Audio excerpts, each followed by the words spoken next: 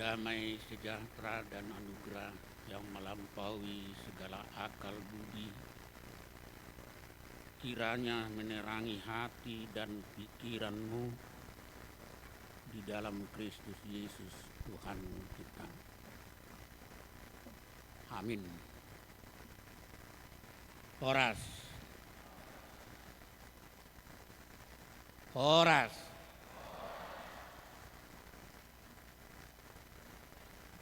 Bapak, Ibu, dan saudara-saudaraku yang dikasihi oleh Tuhan Kristus.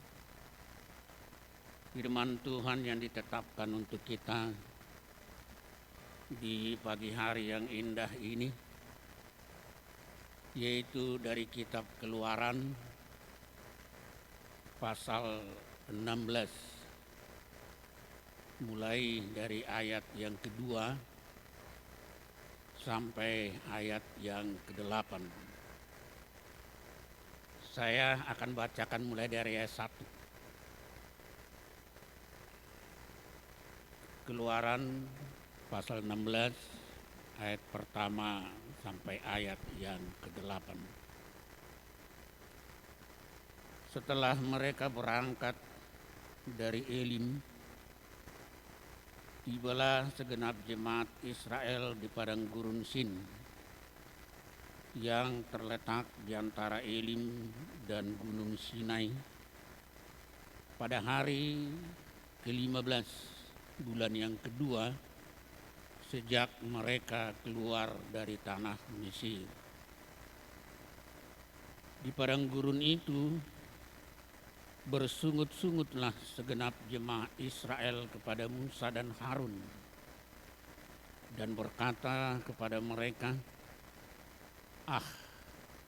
kalau kami mati tadinya di tanah Mesir oleh tangan Tuhan ketika kami duduk menghadapi kuali berisi daging dan makan roti sampai kenyang, sebab kamu membawa kami keluar ke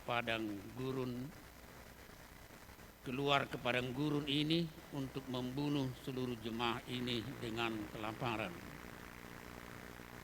Lalu berfirmanlah Tuhan kepada Musa, sesungguhnya aku akan menurunkan dari langit hujan roti bagimu, maka bangsa itu akan keluar dan memungut tiap-tiap hari sebanyak yang perlu untuk sehari, supaya mereka kucoba apakah mereka hidup menurut hukumku atau tidak. Dan pada hari yang ke-6, apabila mereka memasak yang dibawa mereka pulang, maka yang dibawa itu akan terdapat 2 kali lipat banyaknya dari apa yang dipungut mereka sehari-hari. Sesudah itu berkatalah Musa dan Harun kepada seluruh orang Israel, petang ini kamu akan mengetahui bahwa Tuhanlah yang telah membawa kamu keluar dari tanah Mesir. Dan besok pagi kamu melihat kemuliaan Tuhan, karena Ia telah mendengar sungut-sungutmu kepadanya. Sebab apalah kami ini, maka kamu bersungut-sungut kepada kami. Lalu kata Musa, jika memang Tuhan yang memberi kamu makan daging pada waktu petang dan makan roti sampai kenyang pada waktu pagi, karena Tuhan telah mendengar sungut-sungutmu yang kamu sungut-sungutkan kepadanya, apalah kami ini, bukan kepada kami sungut-sungutmu itu, tetapi kepada Tuhan. Itulah saudara-saudara firman Tuhan yang ditetapkan untuk kita di dalam ibadah kita di pagi hari yang indah ini. Bahwa firman Tuhan yang kita dengarkan tadi adalah peristiwa yang terjadi ketika bangsa Israel sedang di dalam perjalanan dari Mesir menuju tanah Kanaan. Sesungguhnya saudara-saudara, perjalanan kehidupan bangsa Israel dari Mesir menuju tanah Kanaan itu adalah merupakan gambaran perjalanan kehidupan kita selama di dunia ini. Perjalanan bangsa Israel itu sama dengan perjalanan kita,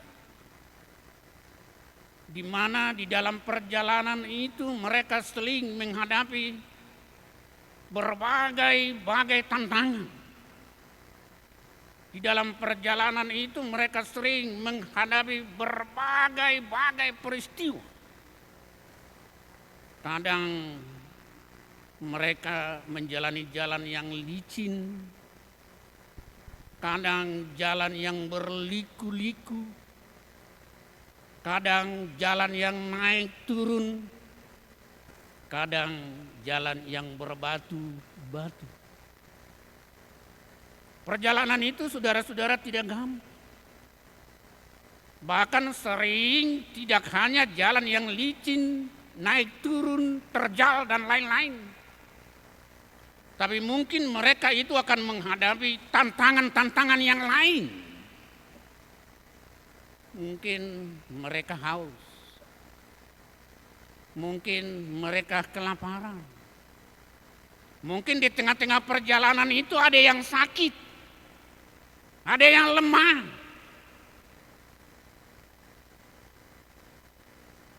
Itulah gambaran perjalanan itu. Tetapi saudara-saudaraku yang kekasih, apa dan bagaimanapun perjalanan itu yang dialami oleh bangsa Israel dan yang kita alami di dalam kehidupan kita, satu hal yang pasti saudara-saudara, apa itu? Bahwa di dalam perjalanan itu Tuhan tidak pernah membiarkan kita sendiri. Bahwa di dalam perjalanan itu Tuhan tidak pernah membiarkan bangsa Israel sendiri. Tetapi senantiasa Tuhan itu hadir. Senantiasa Tuhan itu campur tangan di dalam perjalanan mereka. Di dalam perjalanan itu saudara-saudara, kalau kita baca di dalam Keluaran 13 ayat 21. Di sana Tuhan berkata bahwa Tuhan itu berjalan di depan mereka dengan tiang awan pada siang hari dan dengan tiang api pada waktu malam hari. Siang dan malam saudara-saudara, Tuhan itu hadir dan campur tangan untuk menuntun mereka, untuk membimbing mereka di dalam perjalanan itu. Sehingga siang dan malam saudara-saudara, mereka dapat berjalan dengan tenang. Itu yang pasti saudara-saudara. Dan kehadiran Tuhan itu sangat nyata. Apa yang dikatakan oleh Tuhan itu Dia hadir pada siang dan malam. Kehadirannya sungguh-sungguh sangat nyata. Coba kalau kita baca di dalam Keluaran pasal 14, saudara-saudara, bahwa tidak lama bangsa itu keluar dari tanah Mesir. Raja Firaun menyesal, saudara-saudara. Loh, kenapa sih saya biarkan mereka pergi? Siapa lagi yang akan kuperbudak? Siapa lagi yang kupakai untuk melakukan pekerjaan yang berat ini? Penyesalan Raja Firaun itu, saudara-saudara, dia mengatakan kepada tentara-tentaranya, "Hai, kejar!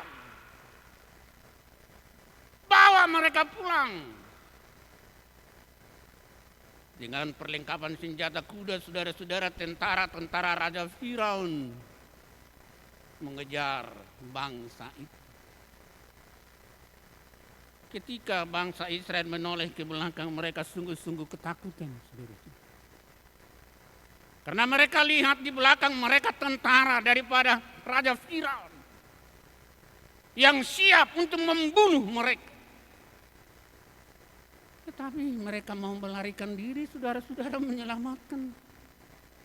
Di hadapan mereka terbentang lautan yang sangat luas. Tidak ada keselamatan, saudara. Di belakang mereka tentara Raja Firaun, di hadapan mereka laut yang luas, terbentang laut yang dalam. Mereka takut luar biasa. Tapi apa kata Tuhan? Don't be worry. Jangan takut. Lalu Tuhan mengatakan kepada Musa, lemparkan tongkatmu. Apa yang terjadi? Laut yang luas itu, laut yang dalam itu terbelah dua. Lalu bangsa itu menyeberang ke seberang dengan selamat. Tapi ketika tentara Raja Firaun memasuki, mereka dihanyutkan oleh laut. Luar biasa. Itu adalah kebesaran Tuhan. Itu adalah kemuliaan Tuhan. Itulah kemahakuasaan Tuhan di dalam perjalanan kehidupan bangsa itu. Yang nyata-nyata hadir dan campur tangan di setiap langkah dan perjalanan bangsa itu. Walau musuh di belakang, walau lautan di depan, Tuhan bekerja untuk menyelamatkan mereka.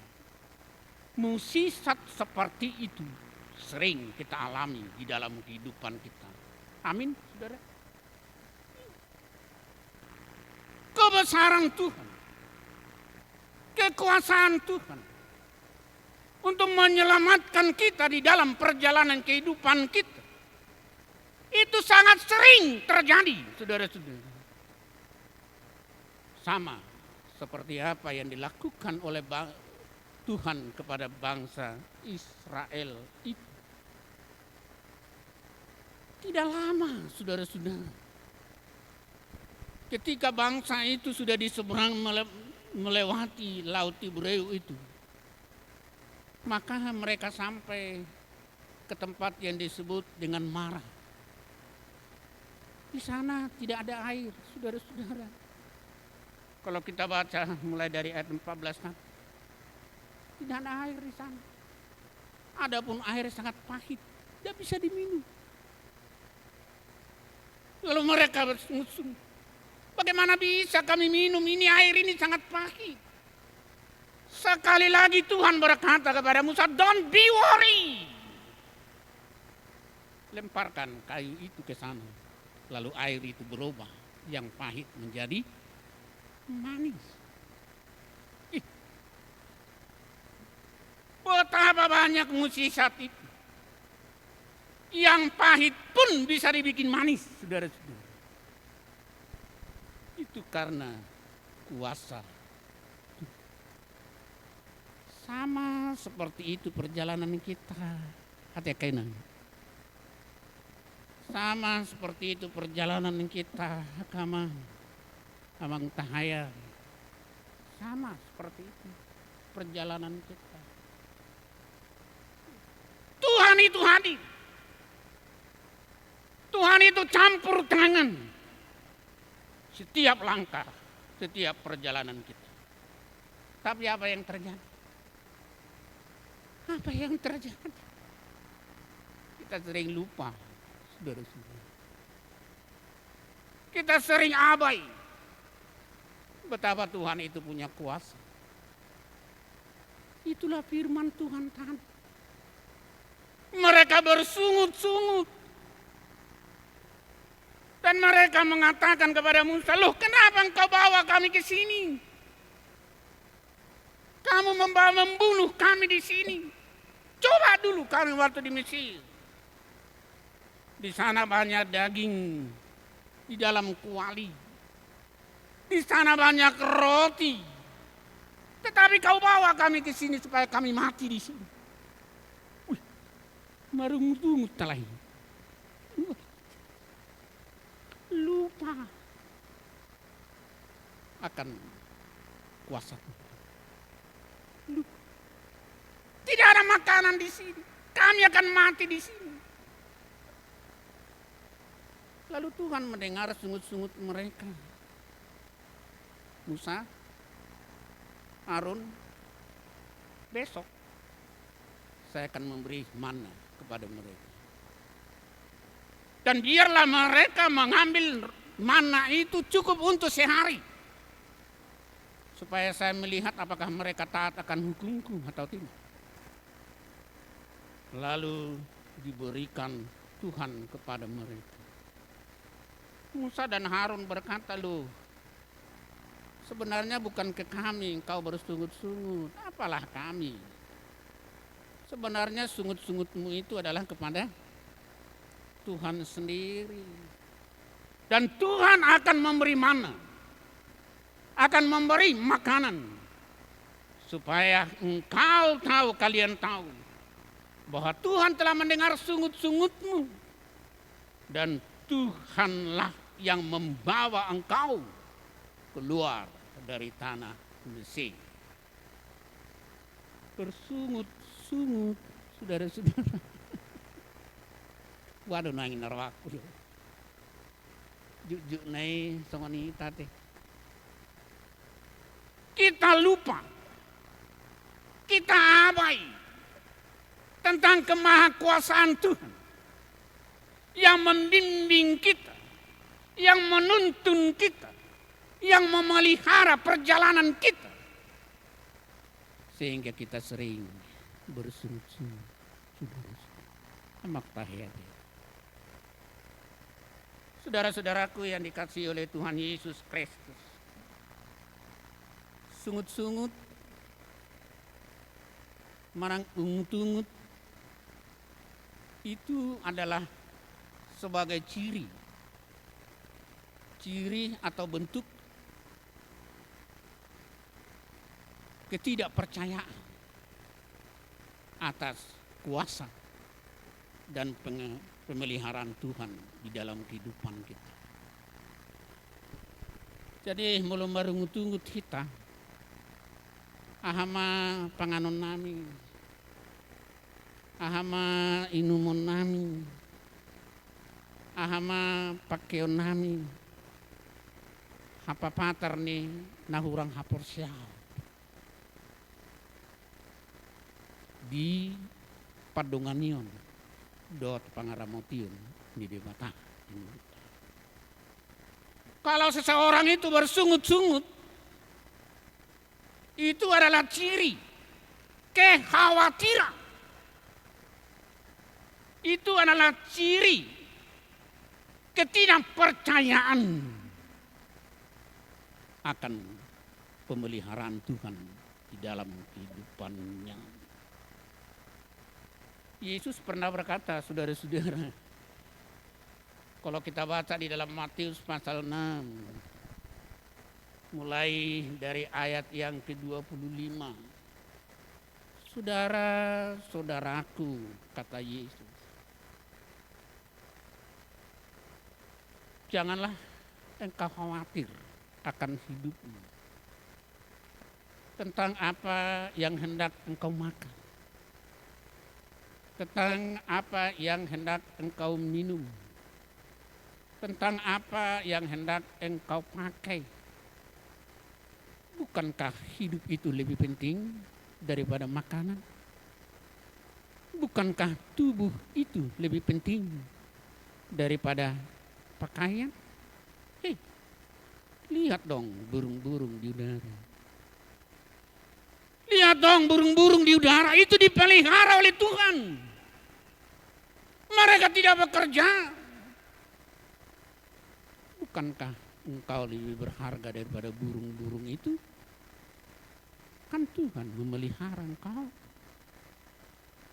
Lihatlah bunga di ladang itu. Betapa indahnya. Waktu Raja Salomo pun tidak pernah memakai seindah itu pakaiannya. Semua itu dipelihara oleh Tuhan. Oleh sebab itu jangan pernah khawatir di dalam kehidupan kita. Apakah yang kami makan untuk besok? Semua itu dilakukan oleh orang yang tidak percaya. Si pilih gudo. Si pilih gudo. Nah, korsoan si semua.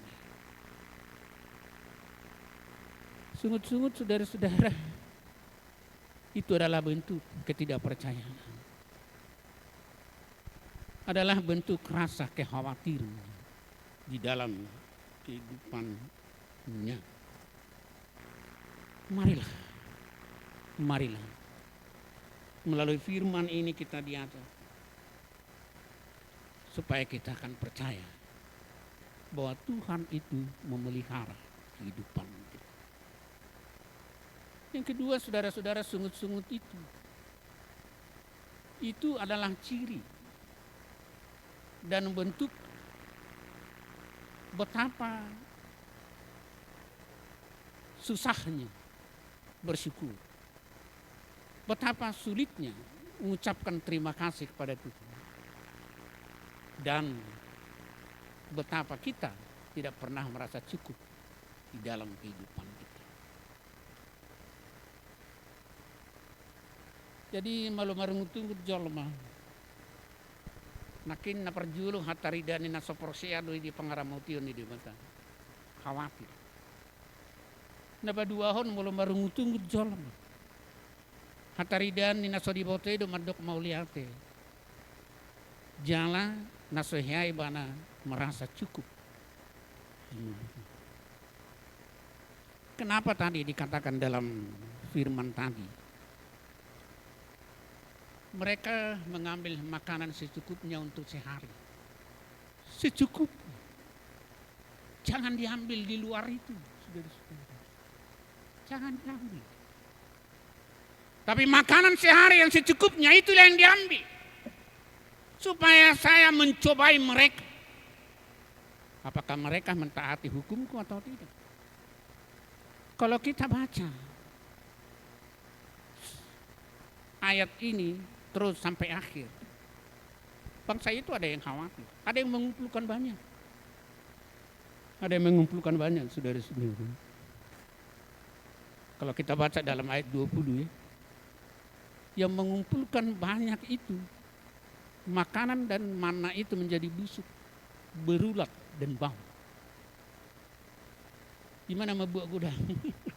Nasoporsea. Akibatnya yang diambilnya yang banyak itu menjadi bau, busuk, berulat. Karena tidak percaya. Kekhawatiran dan ungut-ungut itu bentuk tidak pernah puas.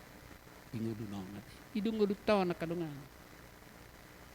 Isimahita pernah mengatakan sudah cukup bagi kita. Samora-morani hita ada kiamat ngasai bibahan. Jadi kalau Salomo di dalam Amsal 30 ayat 15. Amsal 30 ayat 15. Ido ibana songonon. Dua do bebenilita.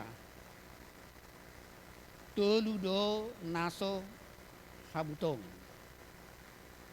Opak do tahe naso ulo mardok nunga sai. Salomo itu mencontohkan manusia seperti lintah. Koto amu do lita. Timolo hiahamu marmahan au hiado marmahan. Litai dua do bebeni satabi. Jadi diocok ma ngudari horoboi tubutuani horoboi.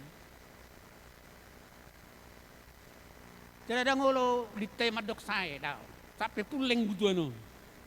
Sampai puleng. Ibu toh hamu doa selesai.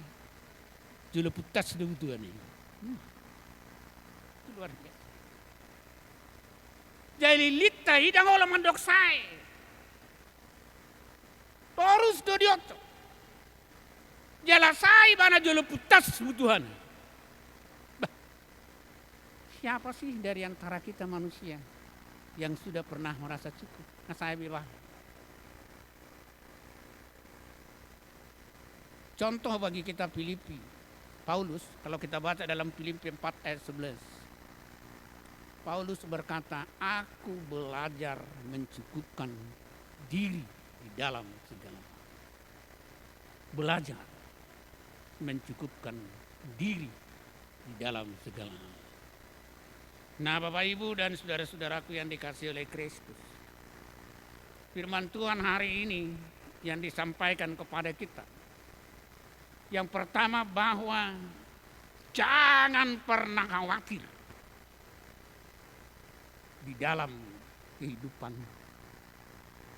karena Tuhan itu memelihara kita dan memberikan secukupnya bagi kita. Jangan pernah khawatir. Tuhan itu memelihara kehidupan kita. Lihat burung di udara. Lihat bunga-bunga di laman. Itu pun dipelihara oleh Tuhan. Kita lebih berharga dari semua. Itu yang pertama. Lalu yang kedua yang mau disampaikan oleh firman itu, marilah kita belajar bersyukur. Marilah kita belajar untuk mencukupkan diri di dalam segala hal. Dan memang itulah diktum doa. Berikanlah kami makanan kami yang secukupnya. Yang paling baik ialah tidak maksimal, tidak minimal, tetapi yang paling baik adalah yang optimal. Doa Salomo pernah berkata seperti ini, Tuhan, jangan berikan kepada saya kekayaan, supaya saya tidak sombong. Tetapi juga jangan berikan kepada saya kemiskinan, supaya saya tidak. Tapi berikanlah kepadaku untuk menikmati yang menjadi bahagianku. Tanikmati mah. Si leo-leo ni di batah nadon di mulut. Secukupnya Tuhan memberkati kita. Amin. Terima kasih Tuhan atas firman-Mu yang mengajar kami untuk tidak khawatir. Karena Engkau memelihara kehidupan kami. Dan tolong ajarilah kami untuk bersyukur. Dan belajar mencukupkan diri di dalam semua pemberian-Mu kepada kami. Firman-Mu itulah yang memberangkatkan kami hari ini untuk melakukan semua kegiatan kami sampai selama-lamanya. Dalam nama Tuhan Yesus Kristus kami berdoa dan bersyukur. Amin. Kita puji Tuhan.